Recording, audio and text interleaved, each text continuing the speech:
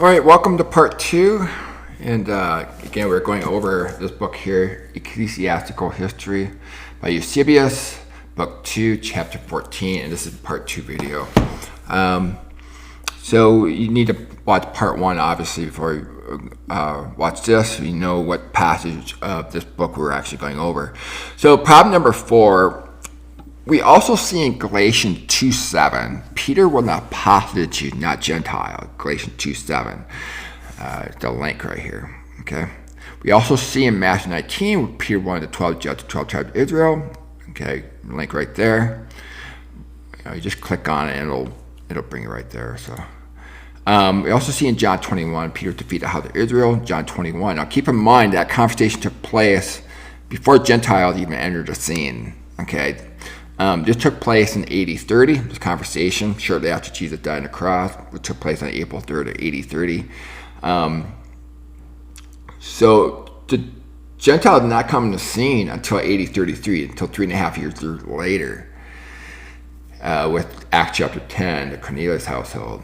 So the Gentile was not on their radar. So keep that in mind. This is why chronology and timeline is so important, which unfortunately the supermajority of Christians today just have when they read the Bible, most do not look at it from that perspective, or at least try to piece it together.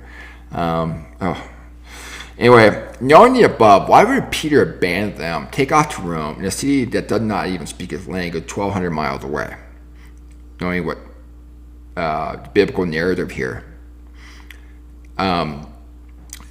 Nero persecuted Christians. All right, if you click on that, gives you information about that. Okay. Knowing additionally this part here, why would Peter bring his family to the most dangerous part of the world, knowing he was going to die soon? All right, and then here give the clue that he knows he's going to die soon. The Lord made it clear to him. Okay, and this was written. 2 Peter 1. I believe 2 Peter chapters 1 and 2 was one epistle, and 2 Peter chapter 3 was another epistle. And 2 Peter chapters 1 and 2 was written before 1 Peter. All right, so this was 1 Peter would have been written immediately after the lost one revealed. That would have been August 14th of AD 66. So I believe 2 Peter chapters 1 and 2 was written before then, and he was writing to the stick of Judah in this letter, which are the Jews who came to Christ in Jerusalem, temple, in that area. Okay. 1 Peter, on the other hand, he was writing to the Jews that have been scattered throughout the Roman Empire away from Jerusalem. The Jews who came to Christ, they were considered a stick of Joseph. All right. So, so he let them know that he's going to die soon. I believe that Peter was feeding them fish. Remember the miracle of the 5,000, the fish? That was a foreshadow of what was going on with Peter and feeding them during the famine, destruction of the temple. All right, and then Titus came along, and then he would not allow anybody to go in and out. By then, Peter had already passed away by that point. I believe the stick of Joseph, their gathering, had already taken place first. Not the stick of Judah; they hadn't fled the temple yet. First, and then they were preparing a place for the stick of Judah, per John 14, where Jesus had mentioned, "I'll prepare a place for you." He was referring still to events on earth. A lot of people interpret that passage as in heaven, and no, he was actually referring to their gathering. He was not talking about heaven at that point, all right? Although it had been like heaven on earth, their gathering, where they had the full presence of God in their final days. The house of Israel, you came to Christ, not the house of Israel. You had the wheat versus tares, okay? The wheat are the ones that came to Christ, the tares did not. And so they were the bride of Christ. So what did that make us today? The Christians today, we are the offspring of that. Okay, so you look at Galatians 4:26, Jerusalem above, the mother of us all. That's referring to the New Jerusalem that came to Christ. All right, they're our mother. If you want to read about our mother, just open up your Bible, flip any page, and you can read about our mother. So Old Testament and New Testament alike. All right, so so he makes it clear that he won't live much longer. So knowing that he's going to die, why would he leave his family in the most dangerous part of the world? The Nero and Iraq persecution. This was AD 66. Now, Nero did not pass away until June of AD 68. So wouldn't it be grossly irresponsible? So, do you not see the problems here? It just doesn't add up. And he'd been abandoning what Jesus told him to do. And he's supposed to judge 12 tribes of Israel. That does not fit the narrative of running off to Rome and being a pope or a bishop. And Peter never referred to himself as a bishop, nor a pope, nor an overseer. He referred to himself as an apostle and an elder. That was it.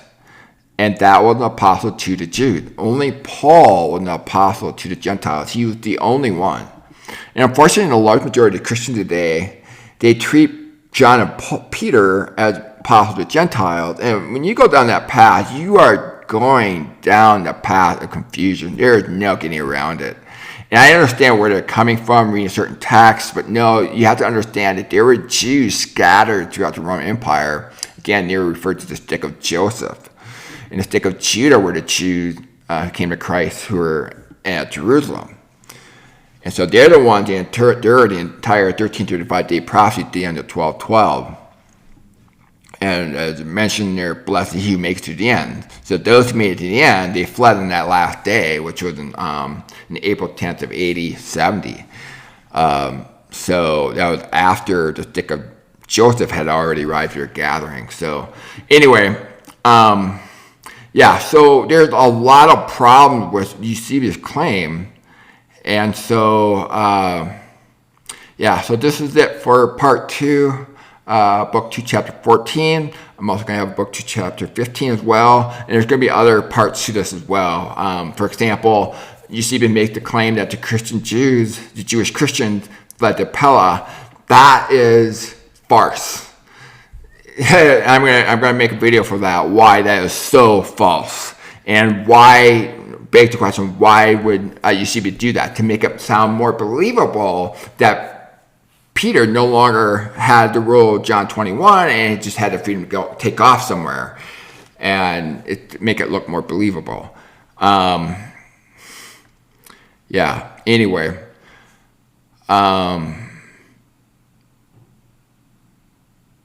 Guess I'll leave it at that. So anyway, hope you find this video thought-provoking. Trying to get people to think a little bit. There's such Christianity when it comes to understanding of history or eschatology. They're in such a dream state, just in la-la land. They're not in touch with reality because there's so much misinformation out there. And it takes time to sift through all that, which I have. And I'm trying to help, for those who are watching this video, I'm trying to help speed up that process that you yourself can consider what I'm saying and do your homework and come to your own conclusions. And so that you can see, oh my gosh, maybe what this guy, me, is saying is true. And man, there's a lot of misinformation and disinformation by Eusebius out there. So anyway, I guess I'll wrap up this video. And thank you for watching and enjoy the rest of your day.